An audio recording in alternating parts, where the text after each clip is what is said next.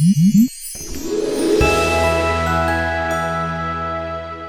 凍 OK。 はい、やってまいりました。この冷凍チャンネル。このチャンネルではおすすめの冷凍食品を紹介したり、あとは家庭でできる冷凍テクニックを教えております。今回は何をするかというと、冷凍豆腐で作る唐揚げを紹介したいと思います。豆腐って、冷凍すると中に氷の結晶がいっぱいできるんですね。でそれが溶けた時に氷の結晶が溶けた部分が空洞になる、いわゆる巣が入るっていう状態なんですけど、そうするとスポンジ状になるんですね。元の豆腐とは違った弾力のある面白い食感に変わるんですね。豆腐ミートって呼んで、お肉の代わりに使うっていうそんな料理にしてます。でいろいろレシピはあるんですけど、以前の動画で冷凍豆腐を使ったそぼろ丼、鶏のそぼろ風の豆腐そぼろを、冷凍豆腐で作ったんですけど、結構この冷凍豆腐って今結構注目はされてて、いろんなレシピあるんですけども、やっぱお肉の代わりって言ってもお肉の代わりになんないんじゃないのって思われるレシピもあるんですけど、そんな中この唐揚げ、これは本当にお肉の代わりになります。でしかもご飯のおかずになるし、本当に食欲湧く料理になるので、ぜひ皆さん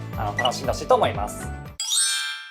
ということで、まずは豆腐を冷凍したいと思います。豆腐、中に入っている水はもう捨ててもらうんですけど、しっかり水切りをする必要はなくてですね、中に入っている水を捨てるだけ、それだけで OK ですね。今回は木綿豆腐を用意してます。唐揚げにする時は、木綿豆腐の方が結構弾力があって美味しくなるなと思うんで、個人的には木綿豆腐おすすめですね。豆腐の選び方っていうのもあるんですけども、話が長くなるんで動画の最後にお話したいと思います。冷凍する時に豆腐が入っているこの容器のまま冷凍される方も多いんですけど、実はそれはあんまり良くないんですね。で一つはもうこの塊の状態で冷凍してしまうと、凍り方にムラが起きちゃうんですね。真ん中の方と外側で結構ムラが起きて結構均一にならないので、解凍する時にもこの塊のまま冷凍してしまうとすごく解凍時間に時間かかるんですね。カットして薄く平らにして冷凍するっていうのがおすすめですね。木綿豆腐ですね、これをカットしたいと思います。結構ね、唐揚げの場合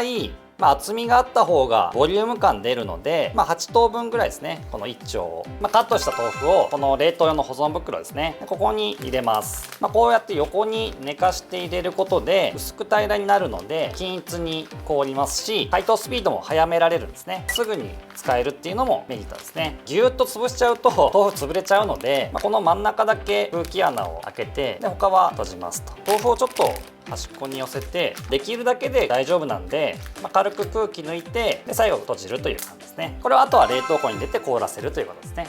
注意点としては、すぐ使いたいと思って冷凍庫に入れてからもう次の日にもう解凍して料理したら全然変化が起きてないっていうこともあるんですね。それは要は凍ってないってことですね。だから豆腐にも変化が起きないので、ちゃんとスポンジ状にさせるためにはもうしっかり中まで凍らせる必要あるので、1日以上、念のために2日以上冷凍するっていうのがやっぱおすすめですね。実際に凍らせると豆腐がこんな感じになります。豆腐って凍らせるとこういう感じに黄色く色が変わってくるんですね。解凍すると本当に豆腐の色っていうのは元に戻るんですね。ただ解凍すると食感スポンジ状になるっていうのはすごく大きな変化が生まれます。解凍する時にはこのままボウルの中に入れて流水解凍ですね、30分ぐらいで解凍はできますね。ぬるま湯を使って早く解凍してもいいですね。で解凍すると、こういう感じになります。これを、水気を切りますね。冷凍するとスポンジ状になるので、これを手で優しく水分を追い出していきます。これがやっぱり普通の豆腐だとこうやって押しちゃうと潰れてなっちゃうんですけど、やっぱ冷凍することでスポンジ状になることでこうやって潰れても形を残してる、こういった使い方ができるのが冷凍のいいところですね。この時も優しく押さえつけて、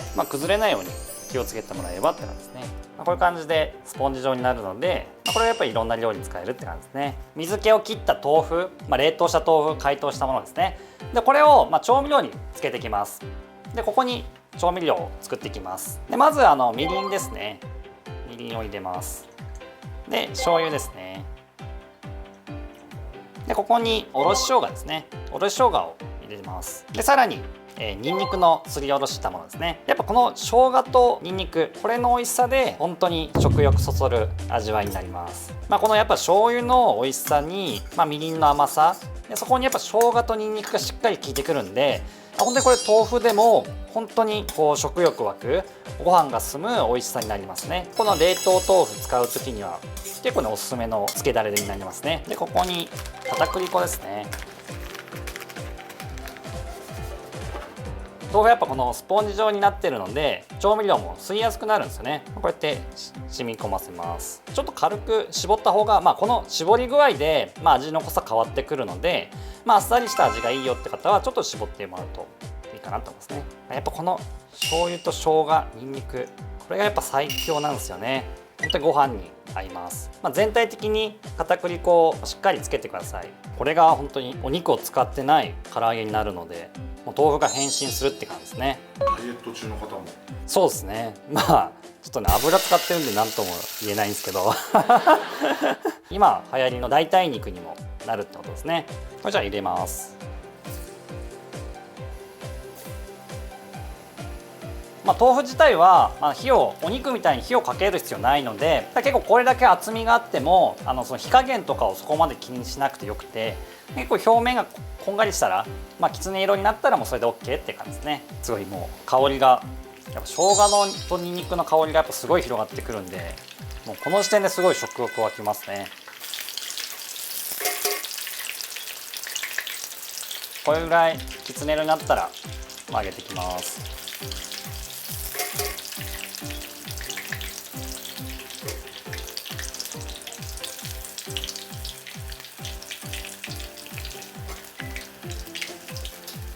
これで、出来上がりですね。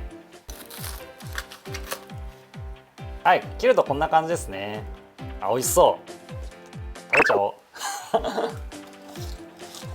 おいしい。これはうまいですね。にんにくと生姜効いてるんで美味しいんですけど、やっぱ豆腐自身の美味しさも結構しっかり感じるんで、これいいと思いますね。これでかなりボリュームのある料理になってますね、本当に。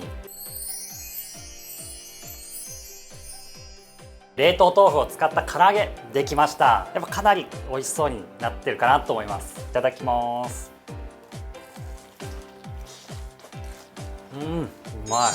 やっぱ豆腐って言いながらも食欲そそる味わいがあるんで、本当に美味しいと思いますね、これ。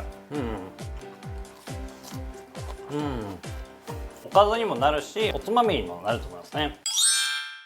こういった感じで豆腐一度冷凍してで解凍して衣をつければこういった唐揚げもできるんで本当におすすめですね。で今日は実を言うと木綿豆腐がおすすめだっていうことでやったんですけど、木綿豆腐は食感という意味でおすすめなんですね。実を言うと絹豆腐の方が豆腐自体の旨味っていうのは残りやすいんですね。なので、絹豆腐で唐揚げにしても実は美味しいですね。でどちらもちょっと味の違い楽しんでいただけるといいかなと思いますね。で今やっぱ、動物性のお肉を取らずに、植物性にしようっていう流れもあると思うんですけど、代替肉として使えますし、ヴィーガンだったりベジタリアンの方とか、そういった方にもこういった冷凍豆腐使った唐揚げ本当におすすめですね。冷凍豆腐、今日は唐揚げにしましたけども、ステーキにしたりとか、あとパン粉をつけて、とんかつ風にしたりとか、結構ねいろんな料理も使えるんで、ぜひこの冷凍するこの良さを生かした豆腐料理のバリエーションどんどん増やしてほしいなって思いますね。豆腐自身は植物性のタンパク質で、やっぱ油とかそういったものも少ないので、いろんな料理に使っていただくといいかなと思います。このレシピなんですけど、テレビとかいろんなところで紹介して、反響があって、皆さん作ってくださった方も多いんですけど、結構ねその中で冷凍して解凍したらなんかボロボロになってこんなのできなかったっていう、お声もよく聞くんですね。それはちょっとね理由がありまして、一番はやっぱ豆腐そのものの問題があるんですよね。豆腐って今いろんなものがスーパーとかで売られてるんですけど、水分量が多い豆腐ほど実はボロボロになっちゃうんですね。でどういうことかっていうと、豆乳に水を足して薄めた状態で固めているような豆腐っていうのは実は水分量がすごく多いので、冷凍した時に氷の結晶がかなり大きくなっちゃうんで、それが解凍した時にボロボロに崩れやすくなってしまう。結構豆腐選びっていうのも大事になってくるんですね。見極め方が難しいところがあって、にがりじゃない凝固剤っていうものを使っているものは結構水を足してるケースがあるので、やっぱそういったケースになりやすいですね。ただ実を言うとそういったものを使ってなくても結構水分量を増やしつつも固めるっていう技術が良くも悪くも上がってるんで、そういったものを選ぶとボロボロに崩れてしまうっていうこともあるんですね。だからここは結構ね冷凍というよりは豆腐の問題が実はあるんですけど、いわゆる本当の普通の豆腐で作ると、こんなに美味しい料理になるので、皆さんお好みの豆腐を選んでこの料理やってほしいなというふうに思います。今日は冷凍豆腐を使った唐揚げご紹介しました。この動画がいいと思っていただいた方は高評価をお願いします。このチャンネルではおすすめの冷凍食品だったり冷凍のテクニック、レシピを教えておりますので、ぜひチャンネル登録もお願いいたします。次回の動画でお会いしましょう。冷凍 OK。